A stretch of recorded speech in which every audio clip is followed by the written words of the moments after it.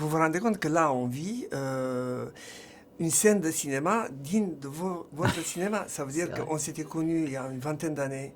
Vous étiez étudiant et directeur de colo à Yaniv. Ouais.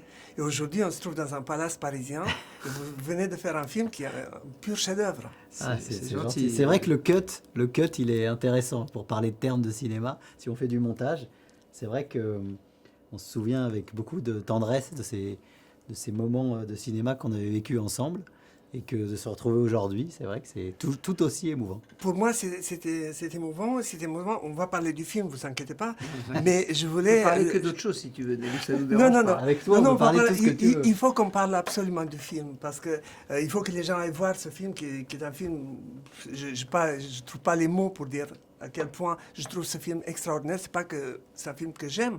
C'est un film vraiment extraordinaire. Mais je voulais vous dire d'abord que pour compléter ce que j'ai dit tout à l'heure, c'est que votre parcours non seulement de cinéaste, mais d'homme, tel que je vous connais, tel que je sais des choses de vous dans la communauté, vous honore et que tout simplement, je vous admire de ce que vous êtes devenu. C'est gentil, mais nous, on va juste te dire une petite chose, c'est qu'on n'oublie jamais que dans notre parcours, il y a eu des moments importants et aucun n'est minimisé avec le temps. Et le passage en radio qu'on a fait, où tu nous as fait confiance, parce qu'on est venu juste un jour dans ton bureau en te disant, on est fou de cinéma, on aimerait bien que tu nous donnes l'occasion d'en parler à la radio.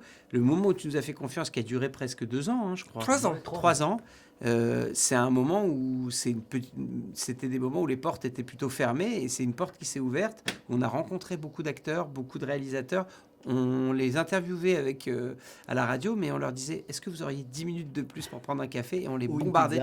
Ou une pizza, parce que c'était au même café à l'époque, rue des Rosiers. Et c'était juste pour leur dire, donnez-nous 2-3 idées, 2-3 clés. Comment on écrit un scénario? Et je me rappelle de discussions avec Gérard Jugnot, je me rappelle de discussions avec Gilles Mimouni, avec Romane Boringer, avec Éric Rochant, avec que des grands noms. Tout le monde venait à la radio et c'était un moment d'apprentissage pour nous. Hors norme. C'est un film vraiment hors norme. Je trouve qu'aujourd'hui, si vous avez fait ce film-là, c'est justement, aujourd'hui vous pouvez le faire. J'ai vu le documentaire il y a quelques années sur Canal et je me suis dit, bon, ils ont fait un documentaire parce que c'est infilmable le sujet. C'est vrai que c'était infilmable. Quand on l'a fait, on a pensé ça aussi.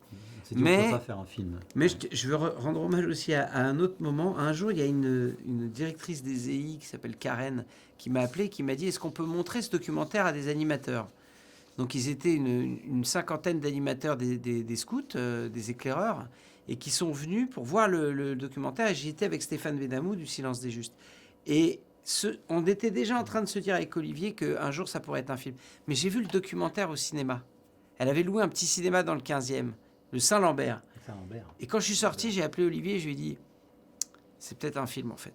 Parce qu'en le voyant au cinéma, j'ai ressenti une autre émotion et je me suis dit, finalement, et puis j'ai vu aussi la réaction des jeunes. Je me suis dit, ces jeunes-là, ils ont besoin de discuter de ça. Comme on n'a pas beaucoup de temps, on va effleurer les sujets parce qu'on pourrait faire une longue émission et j'espère que vous allez venir à la radio une fois que toute la promotion sera finie pour qu'on fasse, comme je vous ai promis, une série d'émissions sur l'ensemble de votre filmographie. Avec plaisir. Alors, justement, vous parlez de Stéphane Benamou.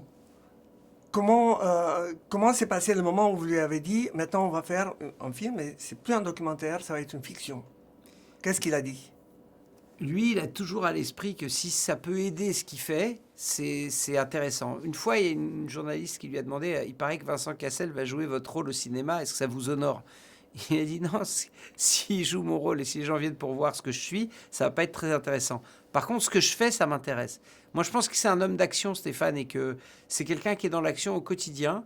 Et du coup, il n'a pas trop sur la représentation qu'il a. Il ne connaissait pas Vincent Cassel. Je lui ai montré des images et des bandes-annonces de Messrine au bureau. On lui a montré des bandes-annonces de plein de films, de Black Swan. Qu'est-ce qu'on lui a montré? Même Ocean 12, un truc comme ça, pour lui montrer que c'était un acteur international, mais... on lui aurait dit c'est Patrick Paul-Jacques qui va faire ton rôle. Il n'aurait pas eu beaucoup de. C'est un grand acteur. Ouais. Et par exemple, Patrick Paul-Jacques, il a eu 2 Oscars, mais à Melun, 2 Oscars de Melun seulement. Mais de toute façon, quand il a découvert le film, Stéphane Benamou, il a dit bon, peut-être qu'il faudrait que je voie Intouchable.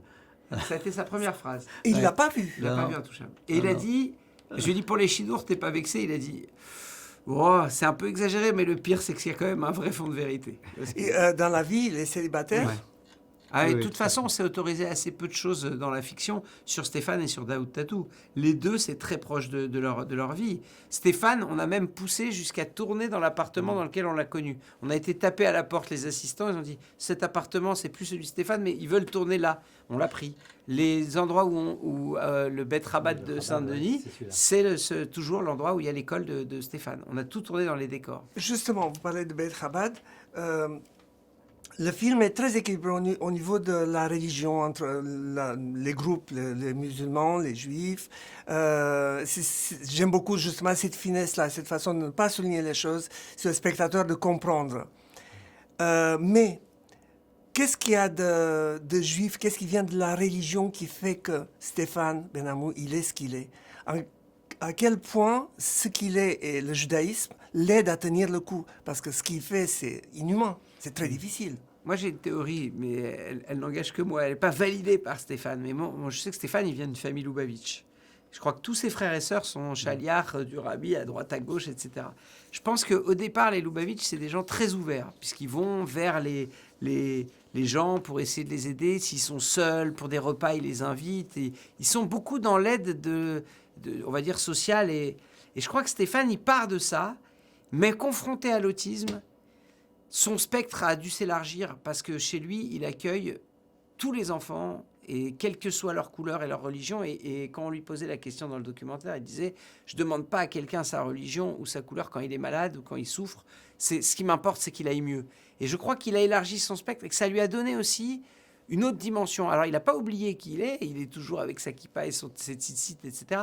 Mais chez lui, il y a vraiment un mélange. Nous, on a vu des images qui n'existent pratiquement nulle part ailleurs. On a vu des musulmans qui font le pain de Shabbat. On a vu des mélanges qui, en fait, n'existent plus trop dans la société. Et c'est ce qui nous a fait aussi donner une des envies de faire le film, parce qu'on s'est dit, les enfants autistes, ils communiquent pas. Alors, comme ils communiquent pas, on les a stigmatisés. Mais en fait, ils communiquent. Puisque s'ils arrivent à faire s'entendre des gens aussi différents, c'est qu'ils arrivent à communiquer. C'est pas une communication verbale, c'est une autre forme de communication. Et à l'heure de nos sociétés ultra communicatives, ultra connectées, c'est un peu important de s'intéresser aux gens qui communiquent moins. Parce que c'est pas parce que, tout à l'heure Olivier disait le silence qu'il y a à la fin des salles, c'est un silence communicatif. C'est pas un silence, vous savez, on appelle ça le poids du silence ou la force d'un silence. Il y a des silences très évocateurs. Les silences bruyants. Les silences bruyants, exactement, pour faire un oxymore. Comment vous avez vécu pendant ces 3, 4, 5 ans, ça fait longtemps que vous connaissez l'histoire de Stéphane, mais comment vous avez vécu avec tous ces jeunes, avec toute cette souffrance, voir les parents, parce que les parents souffrent. On voit, il y a une scène dans le film qui est terrible, avec Hélène Vincent qui joue la maman, où on se rend compte qu'elle est au bout du rouleau. Comment vous, parce que là, c'est le cinéma, mais vous avez vu ça, vous avez filmé ça. Comment vous avez vécu ça en rentrant le soir chez vous? En fait, ce qu'il y a, c'est que on avait un sentiment qui nous lâchait pas. C'est-à-dire qu'il fallait qu'on soit à la hauteur. Il fallait qu'on soit à la hauteur des gens dont on parle. Il fallait qu'on ne trahisse rien, qu'on ne mente pas, qu'on soit au plus juste de cette réalité-là, pour ensuite placer nos dialogues et pour ensuite placer le cinéma. Donc c'est vrai qu'on a fait énormément d'enquêtes. Et tu parles d'Hélène Vincent. Hélène Vincent, c'est une compilation de toutes les phrases qu'on a entendues de tous ces parents-là, tout comme les encadrants ou les référents. C'est-à-dire que c'est vrai que, d'ailleurs, Stéphane, quand il a vu le film, et Daoud aussi, ils ont tout de suite pensé aux parents et aux familles, en disant peut-être que ce film va nous aider à améliorer leur vie, à changer un peu le regard sur nos enfants, sur nos ados, puis sur nos adultes. On essaye de balayer un peu toutes les problématiques avec ces cas d'autistes lourds. Mais ma question est vraiment très personnelle. Vous deux, en rentrant chez vous le soir, comment vous vivez ça? Parce que c'est ça qui est difficile. Moi, je ne pense pas qu'on ait à souffrir de ça, parce que je pense que c'est des endroits qui vous rassurent sur l'humanité. Parce qu'en vérité, moi, je suis beaucoup plus angoissé en regardant BFM TV qu'en allant là-bas. BFM TV me rappelle à quel point le monde est chaotique et plein de problèmes. Et quand je vais là-bas, je vois des juifs, des musulmans, des jeunes de 20 ans qui passent leur journée à s'occuper d'enfants qui sont violents, qui leur lavent les dents, qui les coiffent, des filles qui les font belles. Moi, ça me rassure. Moi, ça m'emplissait le cœur. Je rentrais en disant à ma femme, mais si je faisais pas du cinéma, je voudrais vivre avec ces gens-là. Je voudrais faire ça comme métier. Olivier aussi l'a dit. C'est un degré d'humanité dans ces associations. Moi, j'entendais récemment une phrase, je disais, ça s'appelle hors norme. Mais la société, elle nous a imposé une norme individualiste où on est avec les réseaux sociaux, à penser à notre bien-être, à prendre soin de nous. Mais en vérité, est-ce qu'on est vraiment heureux quand on s'occupe de personne, quand on n'apporte aucun bonheur à personne? Moi, je crois pas. Moi, je crois qu'à un moment, on se fossilise, on devient aride, on devient sec. Là-bas, il y a beaucoup d'amour. Il y a quelque chose d'assez... presque d'esthétique et de beau à observer. Donc, c'est ça qu'on a essayé de décrire. C'est peut-être pour ça que les gens sont émus à la sortie du film. On peut dire que là, vous avez réuni dans ce film vos thématiques habituelles. Ça veut dire le groupe, la vie associative, les duos. La soif de collectif. La soif de collectif. Est-ce que c'est voulu ou est-ce que c'est naturel maintenant?